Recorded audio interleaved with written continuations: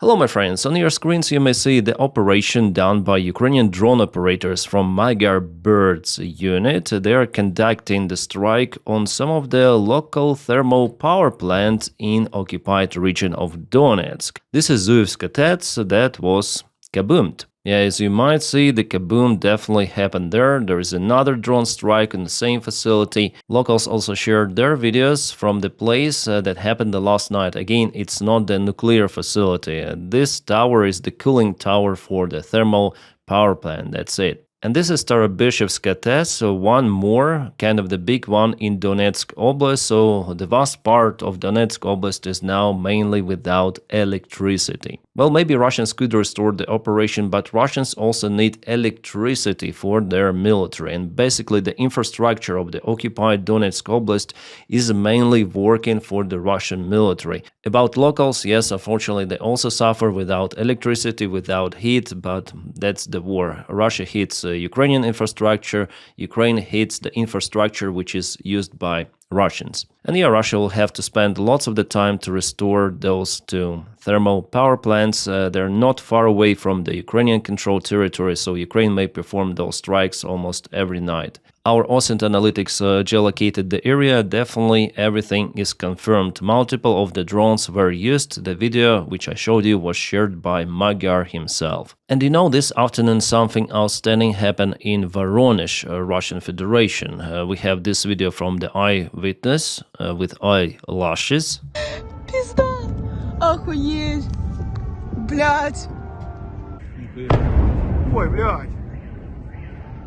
Yeah, the ground kabooms were not reported. Everything happened in the skies. Probably Ukrainian missiles were intercepted, but what about those missiles? It's been reported by the Russian channels affiliated with Russian military that Ukraine, for the first time in this war, used ballistic missiles. They still cannot say the exact number. It could be up to 6 of the missiles, as Russians report. For example, fighter bomber who is affiliated with the Russian Air Force, he said that it could be Grom 2. He said that there were 5 up to 6 missiles which were used for the first time since the beginning of SMO. Special military operation, but he also stated that the Russian air defense shut down all of the missiles, and judging on eyewitnesses videos published in the internet, I didn't see the ground kaboom, so maybe Russian S-400 or S-300 definitely worked well in where it happened, Voronezh. Yeah, I just wonder about what kind of important Russian facilities out there in Voronezh for Ukraine to use that much of the ballistic missiles, and I wonder what kind of those definitely were. Grom 2? I don't think so. Well, there is the probability for it, but we'll see, because the Firepoint company, it was also working on producing ballistic missiles, and maybe it's some sort of the test, real-life test of those missiles. I'll try to find more information about this case and update you maybe in coming videos. Meanwhile, in Russian Omsk, it's crazy what is happening. Locals reported about the big blast. This is the main gas pipeline. Well, for locals, it's more warm than, especially for those who live in nearby buildings. And it could be, like this case could be connected to just some of the accident, or it could be a sabotage mission organized by Ukrainian military intelligence. Usually it's done via GUR. Here we have the satellite image from the Saratov oil storage. There is the refinery facility that was hit 3 days ago, and 2 days ago at night the oil storage was also damaged. Still the fire there continues. Saratov is roughly 400 kilometers away from Ukraine, and there is the Russian Angels base. Also, we have the information that in Angels, Russia is preparing bombers for the major strike on Ukraine. So for Ukraine, it's important to continue to disturb Russian military, Russian infrastructure, Russian economy in general. Meanwhile, yesterday Russians launched a massive attack on Dnipro city in Ukraine, and as you may see, it's not the thermal power plant, it's not the military center or something, it's just a residential building that was hit by the drone. It doesn't mean that Russians hit just civilian infrastructure, they also aim for military and for logistics, but at the same time they do not hesitate to hit random buildings as well, because their policy is to apply terror on Ukraine, and that doesn't work. That makes Ukrainians even more angry. Angry not on own government, but on Russians one, of course. All right, now we have some of the good news coming from China. China slows Russian seaborne oil imports on sanctions.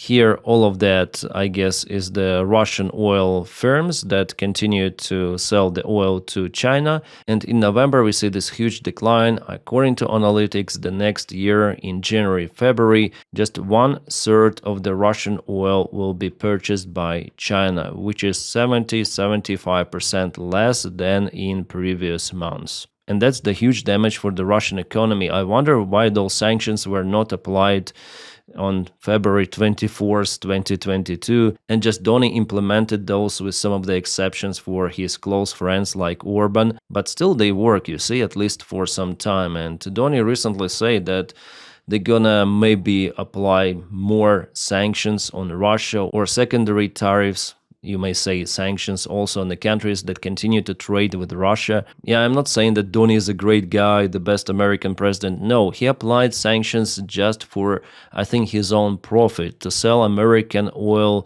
elsewhere, to cut Russian supplies because of that reason. He doesn't care about Ukraine at all, and he would still like to have a deal with Russia. If Putin agrees on ceasefire, those sanctions absolutely will be lifted, but Putin will not agree. Also, like a variant, Donald Trump was offended by Putin personally because Putin played him multiple of the times, and Doni understood it, and he disliked the situation. He wants some sort of the revenge. But after all, without new sanctions implemented, the current ones will be circumnavigated by Russia. That is what happened in 2022.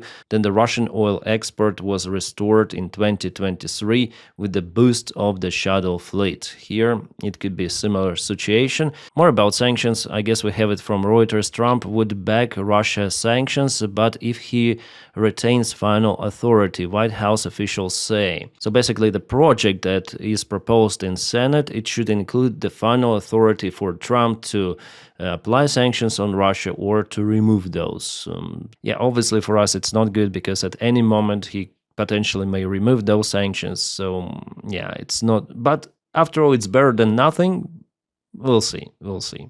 All right, about the sabotage that happened in Poland, it was conducted by Ukrainians, yeah, those traitors who left Ukraine for Belarus, who were working for the Belarus KGB, they went to Poland using Ukrainian passports, and they put the TNT on the rails and then exited back to Belarus. And just to recall, yesterday Poland officially opened the border with Belarus. The same day there was this kaboom. Well, luckily no one was hurt, but the damage was done to the railways. Yes, even among Ukrainians, there could be some of the pro-Russian people or people who think that they're Russians, even brainwashed people. So for sure, intelligence services should be involved in investigation and to scrutinize individuals, also those who are coming, unfortunately, from Ukraine. And I don't think it's a good idea for Poland, after all, to open the border with Belarus. Well, I understand why they've done it, just for China goods to go into Europe. Not just using the railroads, but also trucks. This is the main supply line for China goods to go to Europe. If we speak about the ground route, it goes to Belarus, then to Poland. So again, we see that attention for the country's security is lower than attention for income. Money. That is only matters. Alright, breaking news right now while I'm filming this video. Russians report about the closure of their airfields, airports in Moscow. The drone warning was announced.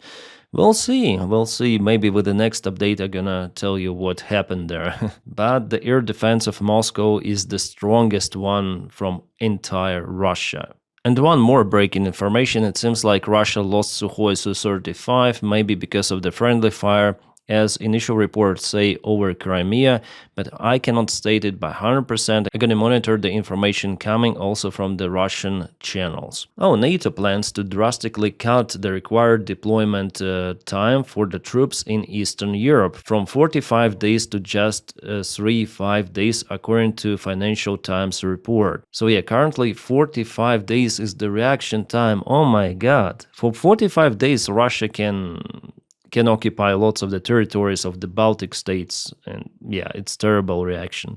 I would say even 5 days is kind of long time, 3-5 days. Yeah, if Russia attacks Suwalki corridor with drones, with Shahids paralyzing logistics, and this is outstandingly bad.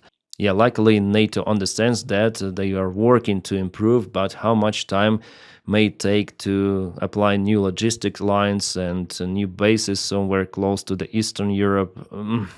The main obstacles to improve is the outdated infrastructure and bureaucracy. Of course, to coordinate everything with all of those NATO countries without the common army, because there is absence of the common army in Europe. Every country has its own commanders, generals, admirals, ranks, and to coordinate everything like this responsive action is very hard in a short time period. I think that Europe should come out with a joint army, because guys like Orban, they may slow down absolutely everything. So now with this infrastructure, just transporting equipment may take 45 days, not even speaking about deploying it. Bridges and roads are often unable to support the weight of the modern tanks. And also they say that there is the problem with the railway connection, especially in the Baltic states. The railroads are overloaded, and to make them working for military, it's a big headache.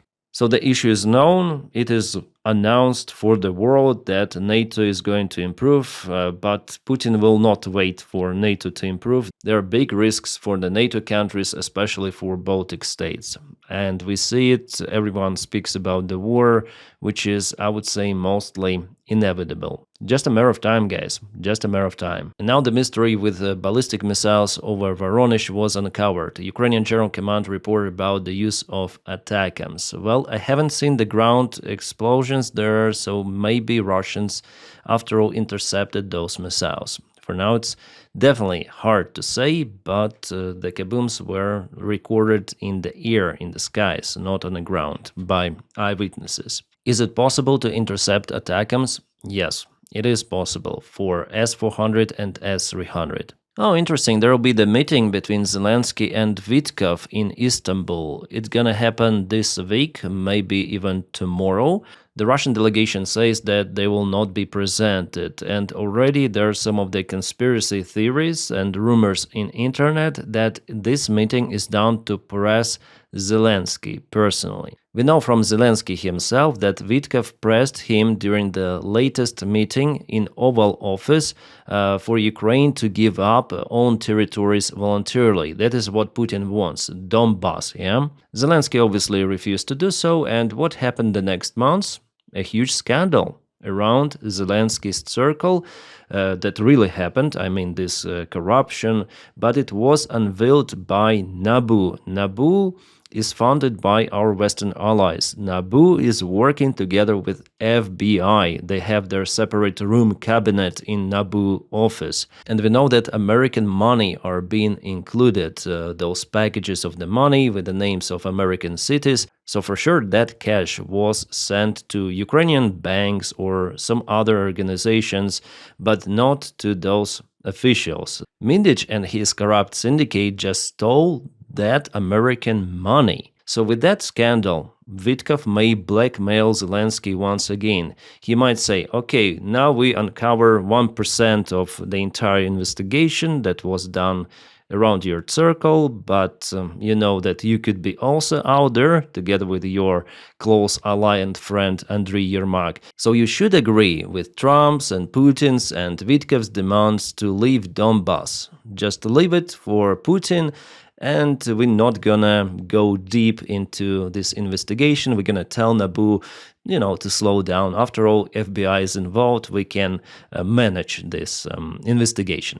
Yes, for now it is some sort of the conspiracy theory, but it could be based on some of the facts that we already know. The fact that Zelensky wanted to close NABU after he understood that they're digging under his circle, it was definitely a fact. So Zelensky, as for me, he knew what was happening out there. Plus, also we know that Donald Trump supports Putin's idea to give up territories for Russia, Donbass, Donetsk Oblast, voluntarily, and after that Putin promises to freeze the war, to stop it, at least for some time, and for Donald Trump it would be enough to announce that he is this peacemaker who stopped the war in Ukraine, and for that they are now they're now pushing Zelensky. For Zelensky, this situation is bad from any sort of the perspective. But again, guys, we don't know what is happening out there. It's just of those conspiracy theories, which I wanted to shout out because it looks more or less could be real, yeah, this one, but we'll see.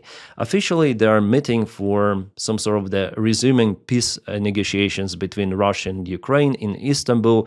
Russian side says that this meeting is for nothing because they're not taking part in it and not planning to take part.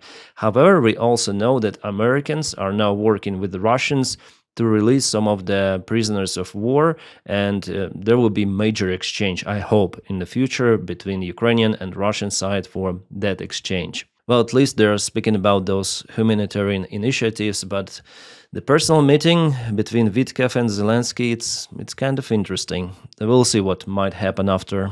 And now in Ukraine, there is the disturbance in Verkhovna Rada, so in parliament. Many of the members of the parliament, especially those who are not in Zelensky's party, that has the mono majority in the parliament, so they insist on dismissing the current government, excluding Zelensky. Zelensky could be president, but the government should be resigned, and new government members, ministers, should be elected by Verkhovna Rada, so by the parliament itself, and appointed not by president but by parliament. And actually it's like it should work from the very beginning, but ministers were appointed by Zelensky, not by parliament, unfortunately. So the operation of the Verkhovna Rada parliament is basically disturbed, blocked by those so-called oppositioners to Zelensky's party. So this corruption scandal definitely undermines Zelensky's power, and already something